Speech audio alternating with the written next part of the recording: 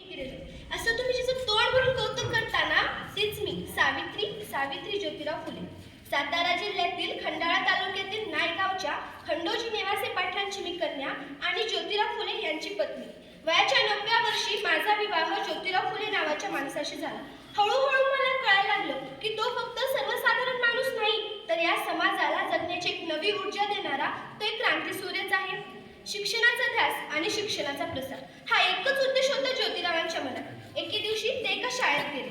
त्यांना मिस खरा नावाच्या मॅडम म्हणाल्या, मिस्टर फुले, तुम्हाला शिक्षणाचा प्रसारच करायचा आहे ना? Then educated woman because is the woman family educated झाले. त्यांनी मला पाटी पेन्सिल घेतले आणि म्हणाले, सावित्री, आजपासून मी तुला शिकवतो. आणि सुरू झाला माझा अभ्यास. बेक बे बे दोन्ही चार बे त्रिक सहा, काना मात्रा उकार वेलांटी या सर्व गोष्टी मला जमायला लागल्या. त्यांना वेळ मिळेल तसा, सवड मिळेल तशी ते मला शिकवत गेले.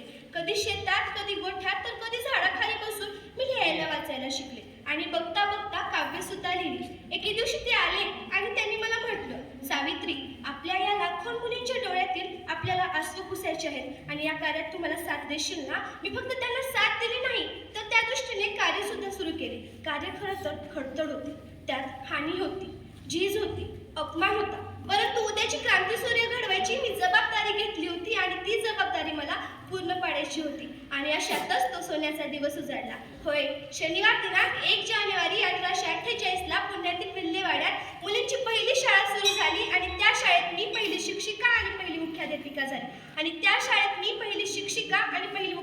झाली. मी शाळेत जात असताना कुणी शिव्या दिल्या, कुणी टोमणे मारले. सारं सहन केलं, पण आता या सहनशीलतेचा अंत झाला. आणि अशातच एक माणूस माझ्या समोर आला आणि म्हणतो, कसा का गटवळे, कुठं चाली तुरु तुरु? आमच्या पोरे बाळांना आधी शिकवणं बंद कर. तुला तुझे आबरू प्यारे आहेत की शिकवण? तो कदाचित विसरला असेल की आम्ही खंडोजी नेवासे पाटलांची कन्या आहोत आणि ज्योतिराव फुले पडणाऱ्याच्या पत्नी आहोत. अशी ताडकन त्याच्या कानाखाली ओली आणि त्याला म्हणालो, आज आलास तर थोबाड फुटले, जर उद्या आलास तर रक्ताने जमीन रंगवेल.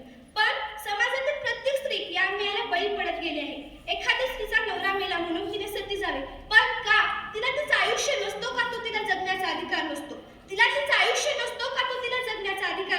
आणि या विरुद्ध आम्ही आवाज उठवला. इंग्रज सरकारने देखील मागणी केली आणि इंग्रज सरकारांनी ही सतीप्रथा पद्धत बंद पाडली.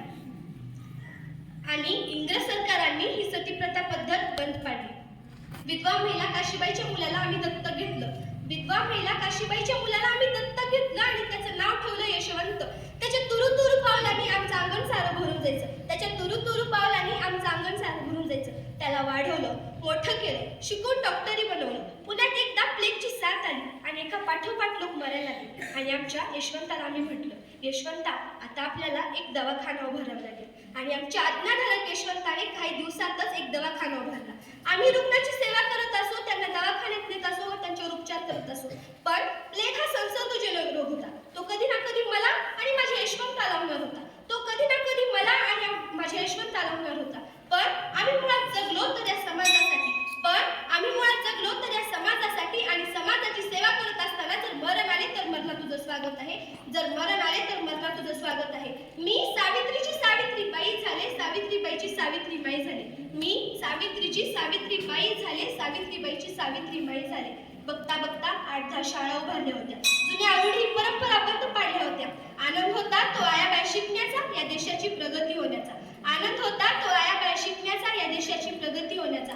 म्हणून म्हणते, विद्येविना मती गेली, मतीविना नीती गेली, नीतीविना गती गेली, गतीविना वित्त गेले, वित्तविना शूद्र खचले. इतके अनर्थ का अविद्येने केले. म्हणून म्हणते, मुलींना वाढवा, मुलींना शिकवा, या देशाची साक्षरता वाढवा. एक मुलगा शिकताना तो एकटा शहाणा होतो. जर एक मुलगी शिकली तर 2 कुटुंब शहाणे होतात. सावित्रीबाईंचा हा शिक्षणाचा वारसा सर्वांनी वारस म्हणून जपावा. सावित्रीबाईंच्या जयंतीनिमित्त मी सर्वांना आवाहन करते. धन्यवाद. जय हिंद, जय महाराष्ट्र.